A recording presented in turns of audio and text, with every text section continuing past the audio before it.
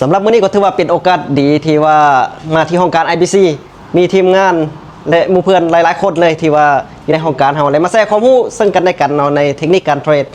มื้อนี้ก็ถือว่าจะมาเทคนิคง่ายๆในการเทรดในการเข้าออเดอร์ให้ทุกๆคนอันนี้ก็ถือว่าเป็นเทคนิคนึงที่ว่าใช้เป็นประจำได้มีกำไรเป็นประจำก็คือการนำใช้ MACD ถือว่าง่ายที่สุดแหละสำหรับมือใหม่หรือว่ามือเก่าก็สามารถใช้ได้เนาะสำหรับตัวนี้เนาะเราจะเบิ่งหลักการนำใส่ MACD ก็ถือว่าบ่ยากง่ายๆเลยเราจะเน้นใน2เส้นอินดิเคเตอร์จะมีเส้นสีฟ้ากับสีส้มและฮิสโตแกรมของมันจะเป็นสีเขียวกับสีแดงตัวนี้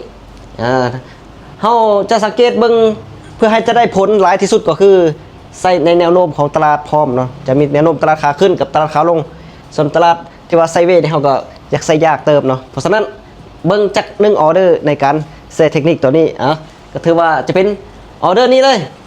ตอนนี้เบิ่งอินดิเคเตอร์ตัวนี้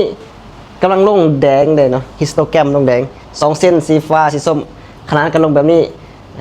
เบิ่งแท่งเทียนก็ถือว่าให้ขายเริ่มเทออเดอร์นี้ถือว่าเขาจะมีโอกาสที่ว่าจะขายโอกาสหลายที่สุดเลยเพราะฉะนั้นกดขายไปเลยเนาะยิ่งให้ขายเท่ๆแบบนี้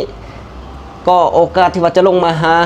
จุดเก่าของมันก็มีอยู่สูงเลยนะสำหรับตัวนี้เนาะยิ่งให้ขายเท่ร้ายเท่าไร MACD แดงเท่าไรก็ยิ่งดีเท่านั้นสำหรับเทคนิคนี้ก็ถือว่าง่ายๆเลยเขาจะเน้นเบิ้งตัวนี้เนาะ MACD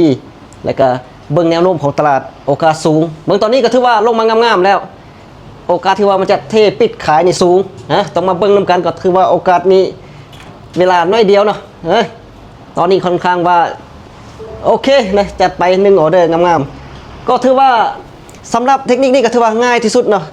ทีมงานที่ว่าเข้าเฮียนทุกๆมือตอนแรกก็